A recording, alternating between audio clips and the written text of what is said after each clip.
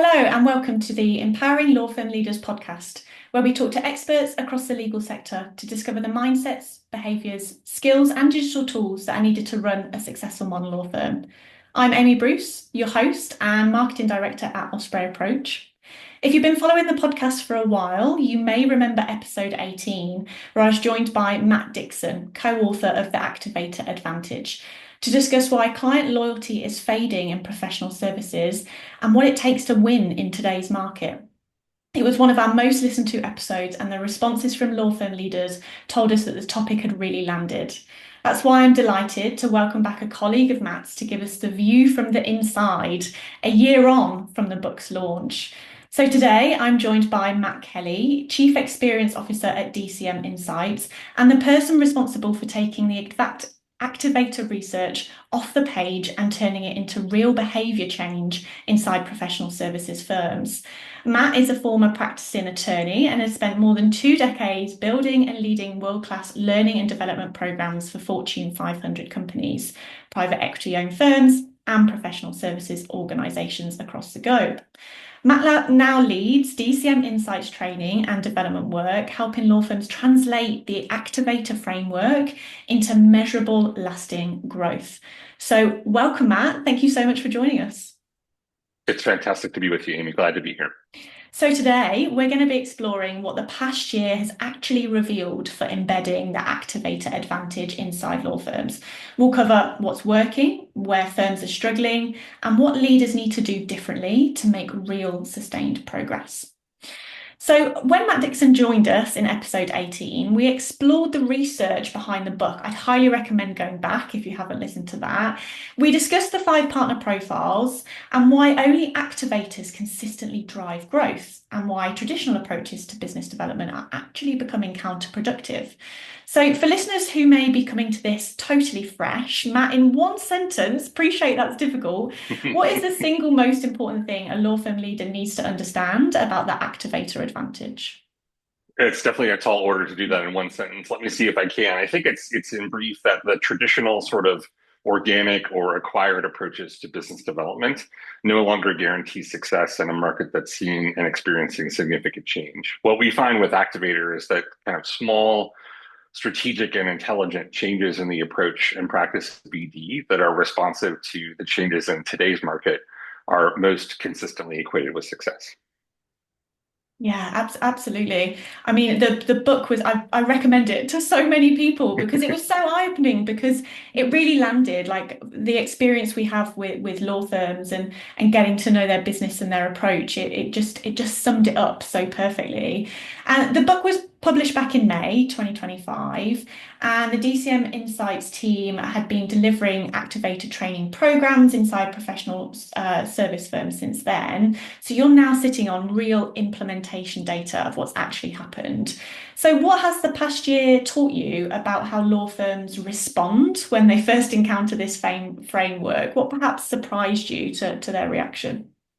I think a couple thoughts, and I made just a few mental notes before our conversation today, Amy. I think first and foremost is that leadership can make a key difference, especially early on, whether the firm will get the juice for the squeeze, if you will, from the activator approach, or whether they sort of think the idea or the book, perhaps just the purchase or reading of the book, which of course we love when people do that, is enough. I think what we see from the most successful law firms is leadership which embraces a culture that this is one more evolution in the path of a talented expert partner in a law firm or someone on the path to be that, and that sort of culture and growth oriented mindset of this is these are waters I need to navigate in today's environment differently than I've done in the past is key to that. I think a couple of the other surprises, first and foremost, like over the last year, we've seen interest from all over the market with regard to DCMI, but even from some of the most elite firms, respective of geography or AmLaw ranking, et cetera. I think the changes in the market that we're talking about are kind of a tide that's rising, and it's starting to reach or come inside of even some of the most elite postcodes. That's been an interesting, revelation for us over the last 6 months or so. And then the last thing I might offer is that change inside of these law firms. I think a lot of people conceptualize it sort of as a blast off from the launch pad. And it actually, I think, in its most effective incarnation is a little bit more like consistent ripples that flow out from a center of change and activity and sort of just, relentlessly kind of remind the firm that there's something they can be doing slightly differently that will equate to their success in today's market. Mhm.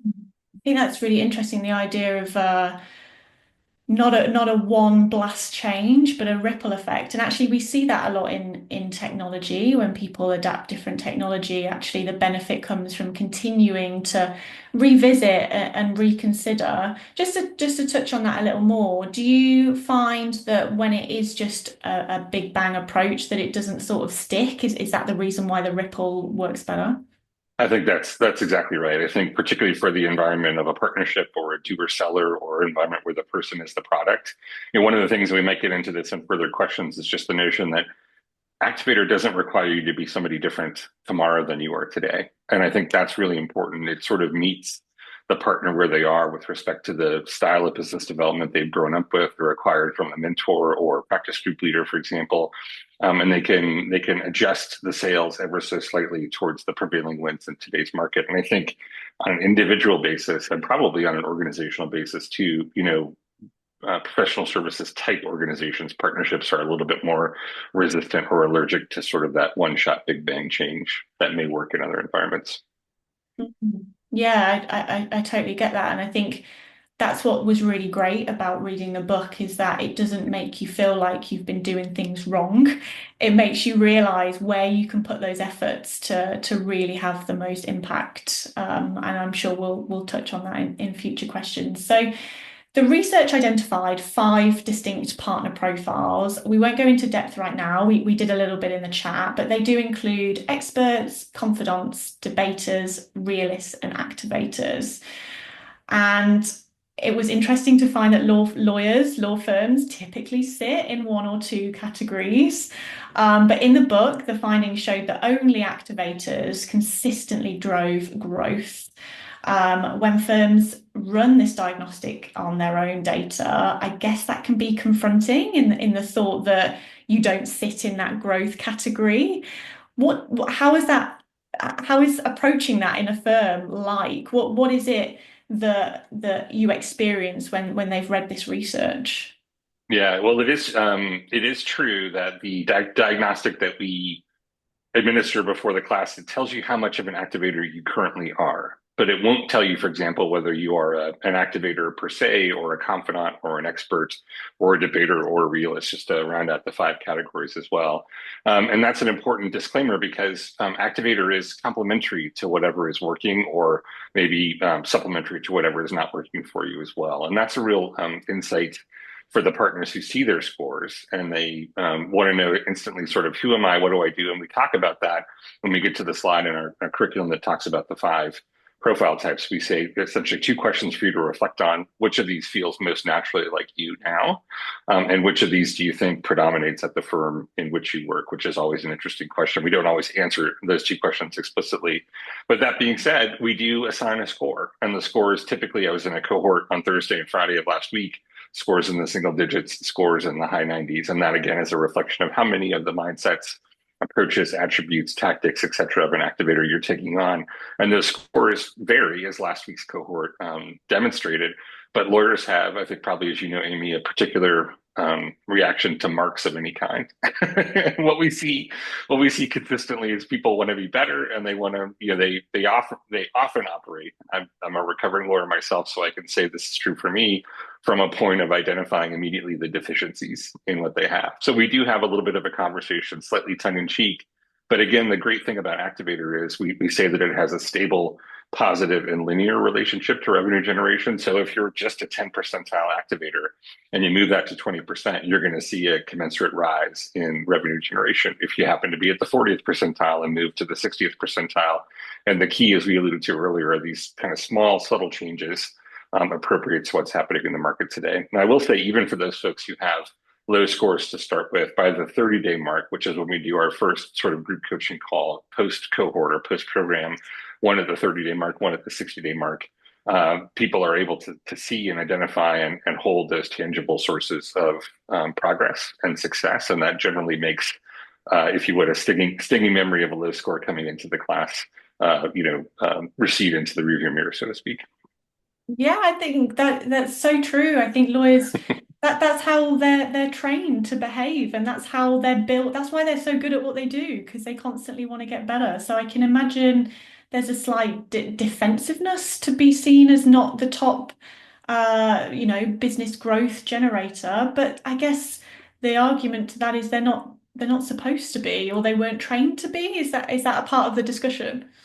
I think it's absolutely a part of the discussion. Certainly the part that they were never really trained to be, and we can talk about that maybe in a few questions or two. When people kind of confront the understanding that there is some science behind this, there is a empirical way to see what works, and lawyers who are highly, of course, highly experienced, highly steeped in expertise, highly technical, highly intelligent, appreciate that empirical nature, and they understand there's a way to orient my practice and my schedule and kind of the work I do towards effects that are most beneficial to me with that and with a modicum of effort and a modicum of time, which is a really important message for them because they don't have the time or the inclination or the appetite to do something totally different tomorrow than they did today.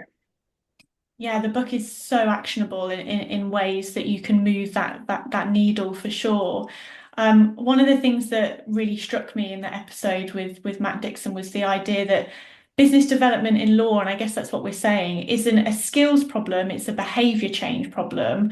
Now, you've spent a lot of time running these programs now, specifically designed to change behavior.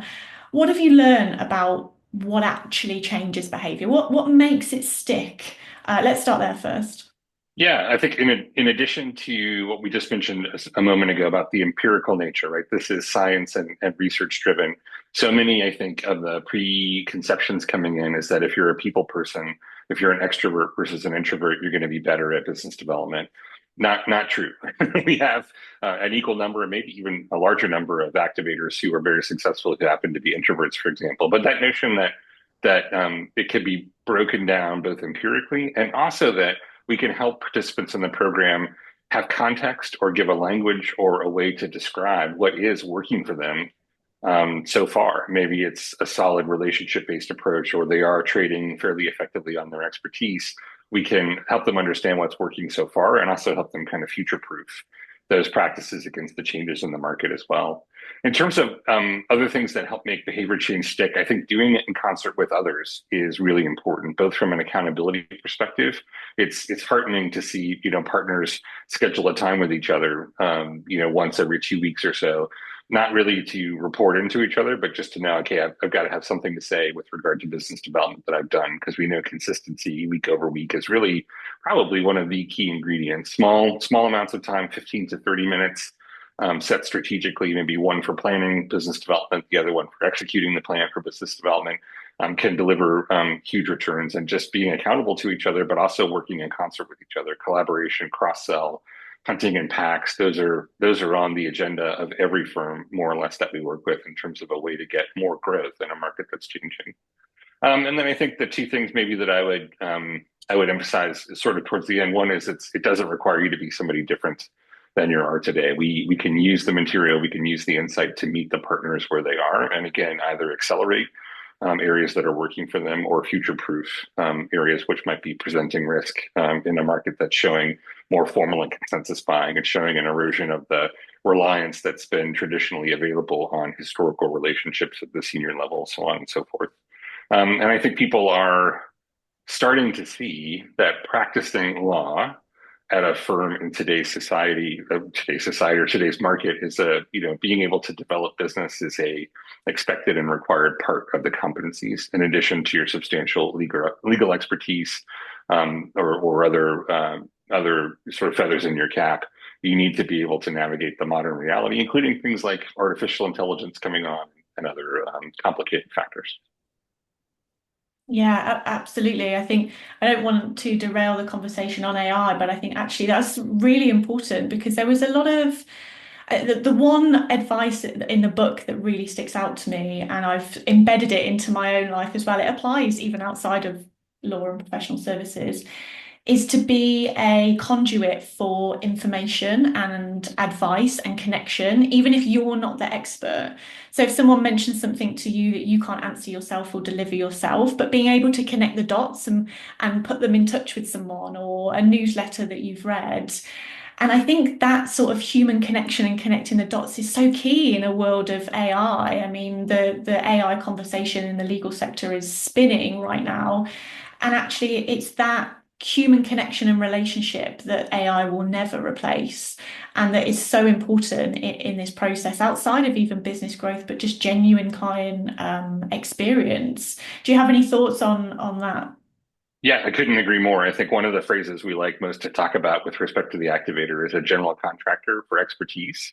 And that maybe takes a little bit of evolution for some of the partners who are used to, we talk about for the exactly the expert sort of hangs the light of the expertise out to the world and then waits for people to collect around it. And there's a couple of problems with that. One is it assumes that the people in need of your expertise can find you and understand, where to locate you and how to get in touch with you. It also assumes that your expertise is unique as you think it is.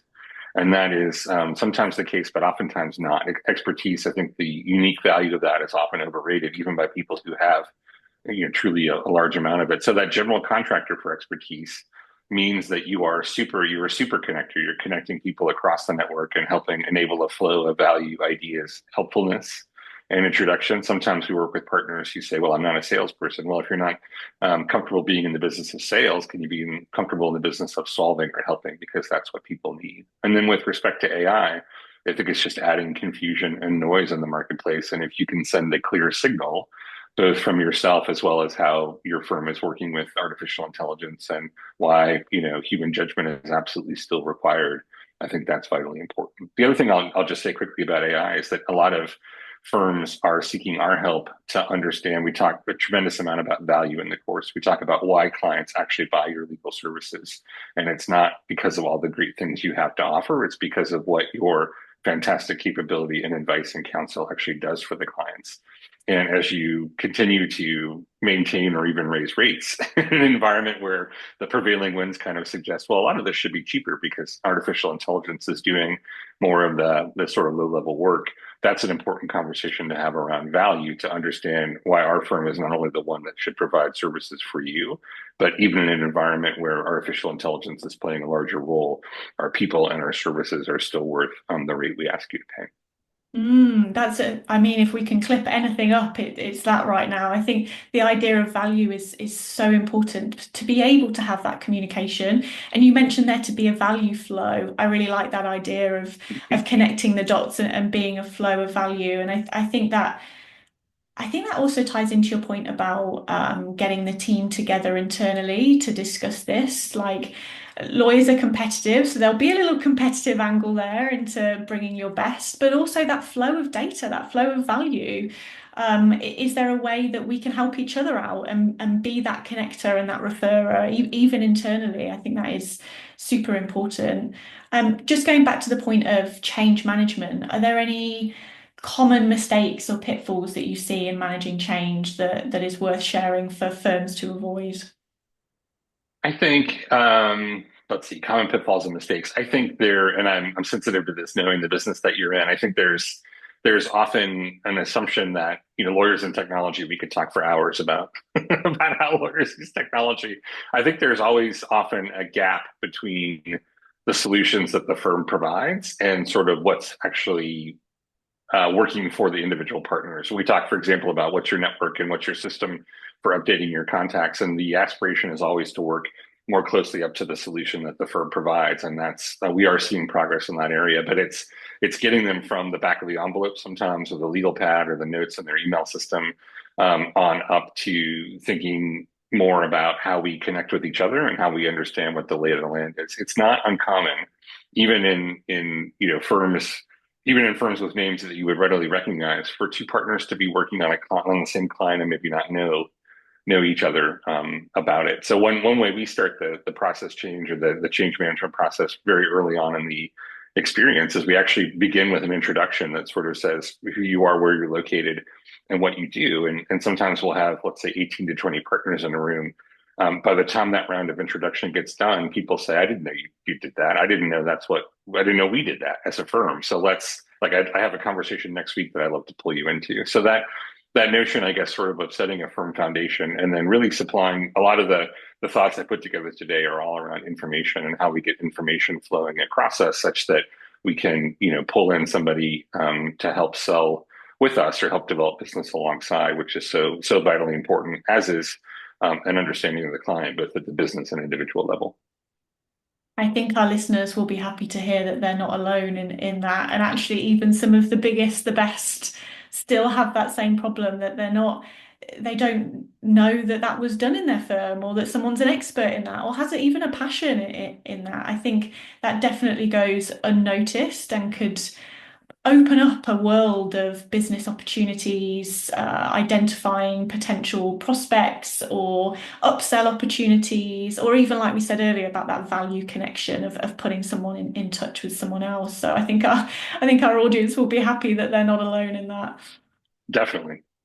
So SME law firms face a particular challenge here. And I mean, you talked briefly about tech, and just to go back to that for a second, I totally agree with you. There's definitely an element here of making sure you've got the right tools in place and that everyone knows how to use them confidently. But equally, the data side, what are we putting in here? What's the data governance policy for what we capture, what we don't? Who owns that? That's definitely a whole other conversation. But SME law firms particularly, they don't have large BD teams. They don't have dedicated BD budgets or, even necessarily tech budgets here, or the luxury of releasing their partners from fee earning work and that they're normally the top BD developers there. So the activator model was built on research across all firms and all sizes. So for a law firm leader running a smaller or mid-sized firm, where would you focus first to make sure that resource and effort is put in the right place? I think the thought that comes to mind here is that nimbleness is a significant advantage in today's market. We talk with larger full service firms about how threats and competition come from boutique law firms. So if you're running an SME law firm and knowing that's not exactly a one for one for a boutique law firm, but I think you stand at a significant advantage. And a lot of firms are dealing, particularly in today's market, with the fact that overhead can be something of a drag. The number of offices, the number of practice groups you have. Obviously, we work with those firms to help make that model as efficient and effective as we can. But if you are a smaller actor, maybe you're a bit more focused than someone offering a general services type law firm. I think that's to your advantage. I would start with collaborating two things, and it goes right back to what we talked about in the last question. One is collaborate together. A constant theme we see and cohort after cohort is one of the best ways, one of the low-hanging fruits, if you will, to increase your business development effectiveness is understanding who each person in the room is, what they do that's unique, and how to locate them. And there's a mindset component to that because we know trust is a super important currency among partners. If I bring you into my client relationship, will you treat that client with the same tender, loving care, responsiveness, respect, et cetera, that I've done in building that relationship? But there's a tremendous advantage, and I think firms are at least aware of this in terms of hunting impacts and selling together. The last part I would say, and I think you alluded to this a moment ago, is information. I think there's a huge, the larger the firm gets, the more diffuse the information gets, even if it lives in a fancy system or an enterprise-wide system. Saying no to the wrong opportunities is such a big part of not just the activator program, but of successful business development today. And what I think I find being at the front of the classroom time after time is that firms can continue to improve the level of empowerment they provide their partners through the information offered in terms of what is a opportunity that's worth pursuing and what is an opportunity that's not. And sometimes, younger partners, for example, may labor under the thought that all revenue is good revenue. And you see the more senior partners say no, or the BD folks in the back of the room say no. And it's all about this notion of how do I, particularly if I don't have a large ship to turn when the wind changes, how do I take that SME or that smaller lineup maybe and move it very effectively towards clients of a particular size, a particular description, a particular industry focus in a way that allows me to move faster and with more specificity to deepen my relationships in those organizations and ones that are similar to them. Mm. I love the idea that a lot of this culture change, strategy change, thinking can help you say no better because it helps you determining what you really want to do, what you want to focus on, what's good for you. I love that. That helps you make the right decisions, not just about what to do, but exactly what not to do. Because, I mean, I guess you've seen that a lot of time, effort, money, happiness is probably wasted in those ones that you should have said no to at the beginning. And that's antithetical to our approach as client service professionals, right? We are in the business. First of all, we're drawn to the business because we like helping people with challenges that are important, that are abstract, that are, theoretical, or that draw upon our sort of brains and the complex workings of that. But we're also, we want to come to the aid, or we want to be advocates for each of our clients who has an issue or a problem. And it's a hard conversation to say no when someone needs your help, but it's actually a way we see some activators enhancing value, is to say, maybe I'm not the right partner within this firm. Maybe we're not the right firm necessarily for you to work with. Let's help you find someone else who can serve you better given the needs that you have. And maybe we'll reconnect again at a different point in our relationship. Yeah, absolutely. We've touched on our conversation that the research is clear that activators don't just develop business, they're there to build those deeper, more loyal client relationships. And yet, one of the persistent tensions, and going back to particularly the SMEs, but everybody really, is that there is a difference between what the firm or the leadership perhaps discuss they want to do, but actually the experience day to day of finding the time, meeting those targets, doing everything that needs to be done, having that pressure of that limited time. How do the most effective firm leaders that you see help close that gap between the growth strategy they want to implement and the daily reality of their team and their people? Yeah, I think the first thing they do is that they don't assume that the answer is a simple one, or at least that people aren't going to take it necessarily at face value. That mental note I made to myself is sort of growth discussed versus growth deconstructed.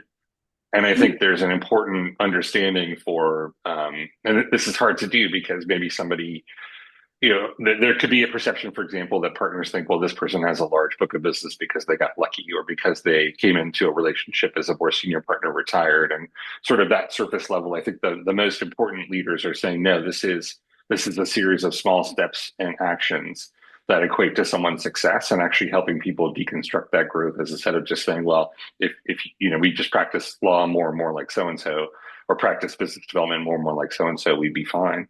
The other part, and this harkens back to what we talked about in terms of saying no, when we talk about balancing the daily reality of performing client work versus finding the time to get business development, we ask three questions of the partners in the room. How much time are you spending on business development in an average week?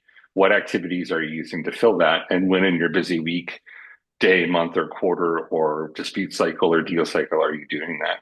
And all three of those questions point towards a critical examination. And it's rare sometimes for people to say, well, I have time to think about business development. Usually I just do it, and I do it when I can get to it and when client work performs it. But if I get to sit for a couple of hours with my colleagues and talk about that and focus on those questions, I could see that there are strategic and intelligent choices I can make. And largely those devolve into two categories. One is, where can I get time back?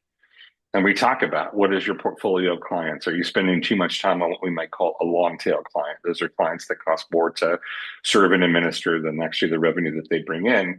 And we also talk about, where are the opportunities to shape and structure demand? In other words, of just getting into the RFP race or the tender race, what everybody else does. You might win business from that, but much more likely to be a source of business for you is to be in a position, in a room, a conversation, reaching out to somebody with an idea that helps shape or structure the solution. And then you're kind of a category of one. You're helping a client who may even not fully understand yet the needs or requirements that they have.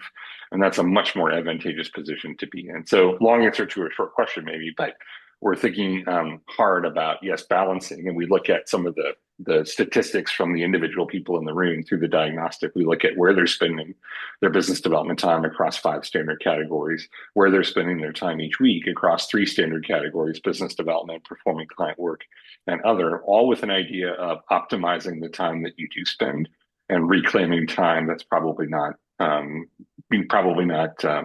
appropriately spent as well.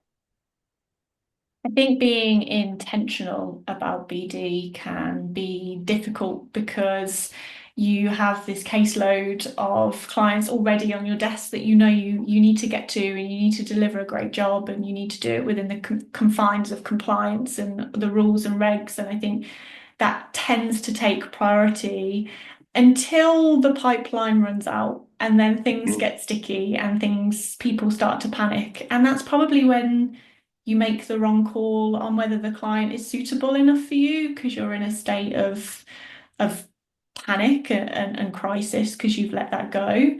I mean, ultimately, the people who are joining your programs have made the decision to really invest in BD. That's really clear, as they wouldn't have started. What advice, or what would you say to law firms who haven't quite made that jump yet, and they know actually just dedicating the time will be enough and will give them so much value? What advice would you share maybe there?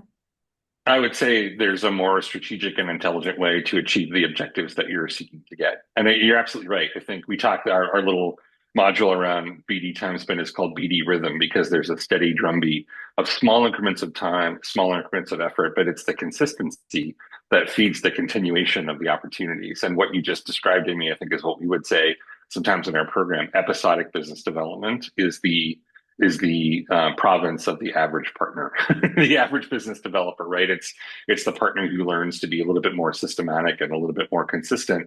This year's BD is next year's billable hours. And when you find yourself having squeezed the pipeline dry and then needing to start over, we know that it's just like restarting a cold engine in your automobile, right? It's much harder to do than it is to keep this refreshed pipeline of opportunities going on. I think it's a lot more work and a lot less efficacy in the process to do the episodic or the ebb and flow, as opposed to just steady drum beats. And given where you sit in the world, we've worked with a number of partners, for example, at UK firms. One partner in particular stands out, who rode the train into central London every day anyway. We talk a lot about habits, and he replaced his reading of the FT with 3 LinkedIn outreaches on that 20-minute train ride into central London, and has developed a number of deals out of that simply by taking a habit he already established and repurposing a little bit of business development on top of something. Of course, reading the FT, I think I feel is worthwhile. Lots of people would say it's worthwhile, but that's an example of just small changes that might indicate or might result in a surprise to the upside, even if you're approaching it from somewhat of a skeptical perspective. I remember that quote from the book. I'm glad you mentioned it. Was it today's BD is next year's billable hour? Yeah, exactly. Yeah, today's business development is next year's billable hour. So you do yourself a favor by finding time. And one last question, we might touch on this with respect to one last thought with some of the other questions as well. I think the last question you might have for me is kind of what surprised me about this a year on. Lawyers, being one, I feel, I guess I'm qualified to say that lawyers have so many stereotypes that flow around them. One of my great delights in working with partners in our classrooms is that, like anyone else who's hyper focused, intelligent, focused on complex work, it's hard for them to see the forest for the trees. And I think BD is that way as well. If they can step back, literally or metaphorically, just for a moment, and think about, as we would think about maybe our physical fitness routine or something else in our lives that we don't have the time to really think about, they can see the return for doing things a little bit differently. And I think that's been great to watch them see, is that they do have skepticism inherent. We know that they do have other things that make them great advocates and great advocates for their clients. But when they have a time to think about it, it sinks in, and they can see a little bit of an adjustment here, a little bit of adjustment there, and episodic versus consistency would be part of that, can lead to some really great outsized returns. It's delayed gratification. You put all this effort in today, and you're not going to get the rewards for a very long time. But that's exactly why that consistent beat of the drum is so important, because when those leads do dry up and those opportunities do dry up, it takes so long to get started again, as you mentioned. So once you get into that rhythm and that cycle, and like you said, it is about changing small habits. I'm a huge fan of Atomic Habits, the book by James Clear. And he talks all about that. So there's another book recommendation to be a part of your journey here. You've talked in other contexts about the importance of peer influence in driving behavior. I guess we mentioned that in the group of the partners getting together. The idea that partners or lawyers will shift their behavior when they see their respected colleagues having success. How do you engineer that peer influence inside a firm? Have you seen What have you seen go wrong when leaders underestimate how important that is? I think the thoughts I had here was, it can't be a name only. If you're going to have somebody who you hold up as an example, you have to find, the senior partner. You have to find the most prolific rainmaker, et cetera, who really is walking the talk, so to speak. I was with a partner at the end of last week. This was a firm that particularly built in a cohort that had a wide variety in tenure, so that they could sort of assess how the material was landing for partners of different tenures. This partner had been a partner at a big firm for more than 25 years and came up after the session and said, this has been, truly some of the best time I've spent with my colleagues talking about this. You kind of know it when you see it, that here is someone who has been identified for as a leader in the firm to participate in one of our cohorts. And of course, the idea is that the amplification and the sort of word of mouth will get out, and more people will come to the cohorts because of that. And I think that's great. The other thing I would say, which is the flip side of that, is that partners understand the real reputation and the real way things happen. If you hold somebody up as an example, and under the surface that person really isn't exemplifying the behaviors for which they've been elevated, people know that pretty pretty quickly. So you want to make sure that you have an authentic representation of the behaviors that you're hoping other partners would emulate. The other thing I would say is partners are really surprised to learn, and I'm delighted to learn, I think, at sometimes that work, particularly with regard to business development, can be shared, and that the burden on you as an individual goes down if you bring somebody else to lunch or bring in your litigator to complement your traditional corporate or M&A advisory practice. Working with each other can be a way to differentiate yourself. A lot of firms, maybe all the firms we work with, talk about teamwork and talk about their team approach, but seeing it in a pitch or something like that together is great. And then just go back to something I said earlier, which is one of the best ways to evidence peer influence is to understand where people sit, what they do, and to bring them in together. And when we have those two coaching conversations I mentioned at the end of the second coaching conversation, we explicitly sort of say, hey, we're activating the network with this group, and this group can continue on in perpetuity. And sometimes that works very well because it's members of a sector focus or it's member of a practice group. Other times they're just lawyers kind of taken from across the firm itself, and they, again, sort of stick together. One example that comes to mind is a regular one. I think it's the third Thursday of every month. There are a group of female lawyers from a London firm who get together and have coffee together, whoever can make it, and whoever happens to be in town, and talk and strategize about BD, which is lovely to see as I guess the convening organization in concert with the firm who brought those people together initially. The last thing I would say, again, a long answer to a short question, but just this notion of peer credible. I think lawyers, as we already talked about, respond well to empirical research. They also really respond together when they see somebody, whether they're more senior or just somebody who sat in that chair and said, "I thought this was difficult for me too, but I've taken a swing at it, and I feel like I've done it." We see that, for example, sometimes after a cohort or a program, there'll be a partner retreat, and we'll have maybe a panel where we have three folks who've been in the cohort come up and share to the whole partnership some of the things that they've seen. And that notion of, I'm inclined to be interested if a well-sourced, credible external person comes in and tells me, but I'm also especially interested if there is someone who sits where I sit or sat where I sit and can articulate the progress that they've made. I think that's especially powerful. Mm. Seeing someone you respect as the expert, having been where you are, and showing that they can succeed is the winner for lawyers and that mentality. It's the same with anything. We try and do the same with technology. We always try and embed it into an initial team first, the team that are most passionate about it or care enough about it. And then that very quickly trickles because people see, oh, I want a bit of that too. I want to see that Yeah. success as well. And they realize that it's not so far from their grasp that these things do have the benefit that we're sharing. So yeah, that's great advice. I guess on that same point, a lot of law firms have a small group of these rainmakers who carry a disproportionate share of the business development load. And not only is that, applicable for scaling and growth, but also it's a hell of a lot of pressure to put on a couple of people to prop up the firm. So the research behind the Activator Advantage points to a different model, which is activating mid-career partners and senior professionals to as an untapped opportunity. Can you talk a little bit more about what that is and what that means? Yeah, I think this is one of my favorite parts of the curriculum to teach, and it gets back to the slide where we kind of show the five profiles. And I think what's really important about this is understanding that for the most part, partners were never really taught to sell, right? And I can certainly in the associate ranks, for example, growing up, you have the opportunity to learn, I suppose, by osmosis and observation, business development. And my firm where I grew was largely going out to lunch and coming back and maybe dropping a business card on the desk of the assistant and saying, "Hey, can you put this into the system? So we have this information should we ever need it."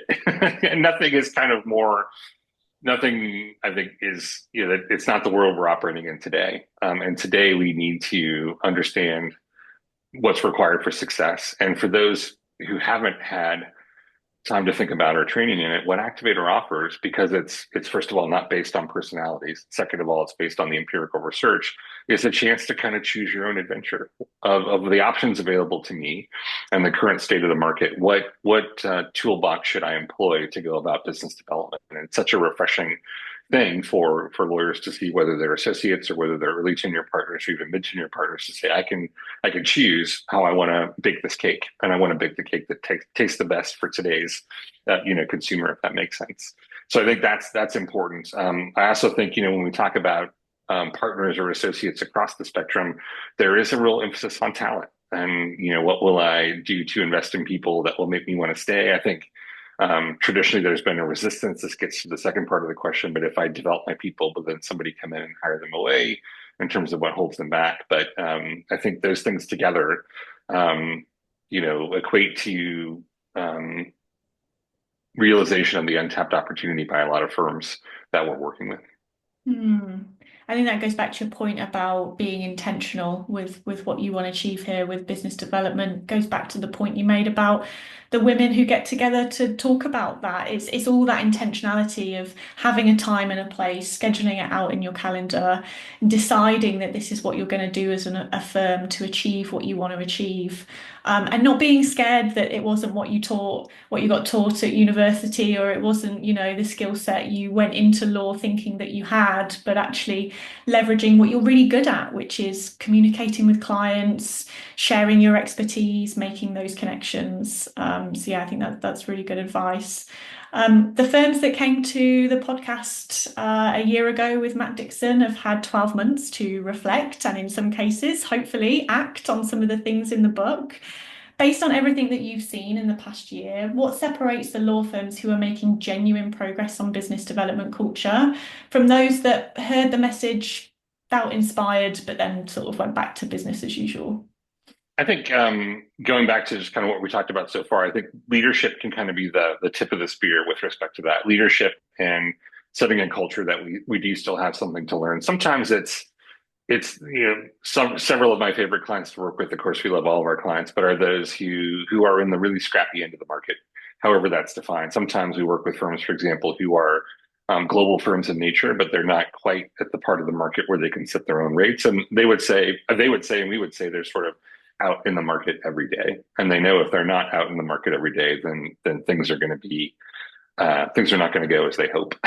So I think if leadership can set that culture and also say like, look, there's something different happening today. It's very cliche. What got you here won't get you there, right? So if there's something different happening today, we have an obligation and an opportunity to learn. And I think that's really great. I would go back to the successive waves of sort of momentum. We have clients that go very large very quickly in their activator rollouts, and we have clients that are more of a steady drumbeat. And those steady drumbeat ones tend to be, it's 3, maybe 4 cohorts a year, depending on the size of the partnership. And they send out those waves and signals and sort of grassroots, if you will, in terms of adoption. Those are very helpful as well as sharing of peer success stories, which we talked about. And I think that the ones that really sort of take a taste of Activator and walk away are the ones who are kind of culturally insular, which is fewer firms than there used to be. I mentioned earlier that even at the places in the market where the work still comes to the firm as opposed to needing to go out and be in the market, that's changing. and they're competing not just against each other, but their organizations, maybe it's a private equity firm or it's an extremely large corporate, are changing the way that they procure legal services as well. And then I think there is this notion that lawyers can kind of, the idea is enough. And maybe it's a keynote presentation about Activator at one of their partner retreats, or maybe it's just buying everybody a copy of the book, and that is going to make change. And we know that real change happens when people are in the room, their partners are in the room, they're talking with each other, they're sharing, vulnerably what's working. We asked them a couple of questions also early on in the program. What's one thing you can offer as a business development best practice right now to this group? And what's one thing that remains elusive or hard for you to do? And it's surprising the amount of vulnerability partners are willing to share, both in that conversation and the conversations throughout. I think that's really where the rubber hits the road in terms of change. Even though lawyers are highly allegiant to ideas, it's not enough. You got to be in conversation.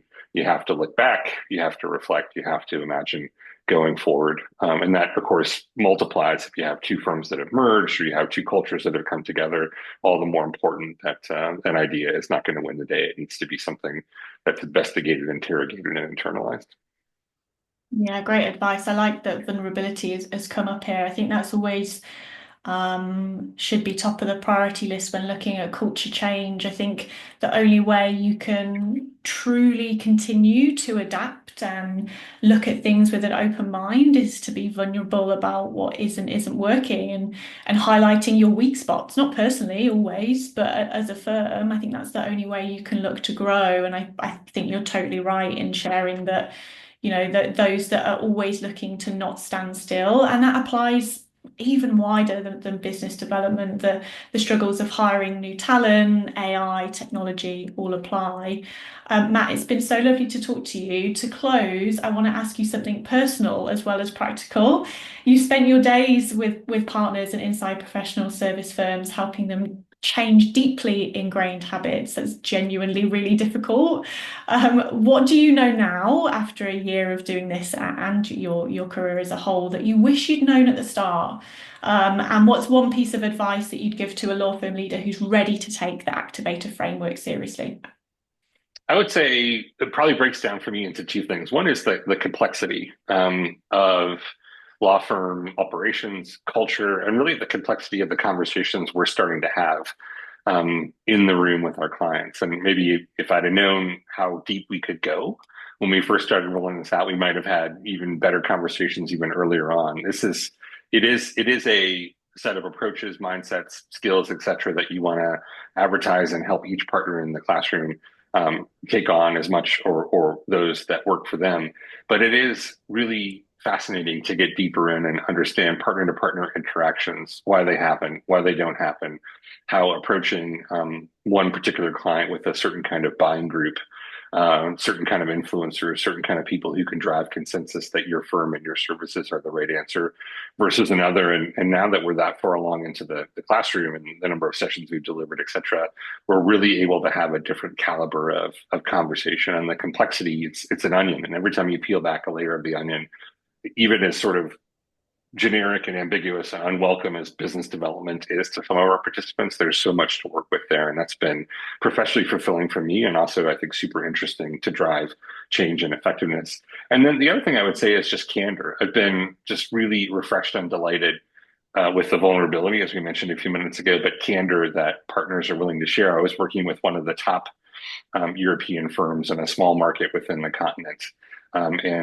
We went around the room and we said, what's one thing you can do right now? What's one thing that you would offer as something you want to get better at? And the most senior partner in the group said 32 years of bad habits. That's what I want to get better at.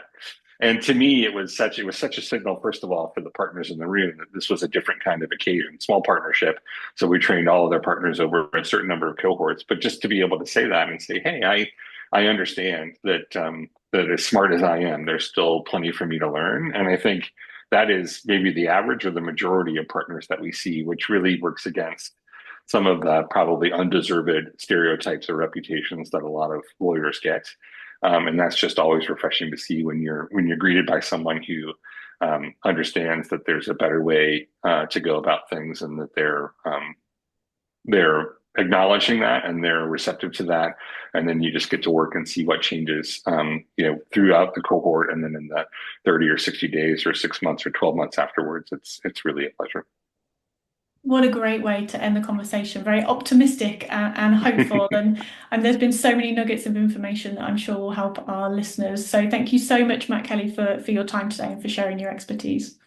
My pleasure. Thank you so much for having me.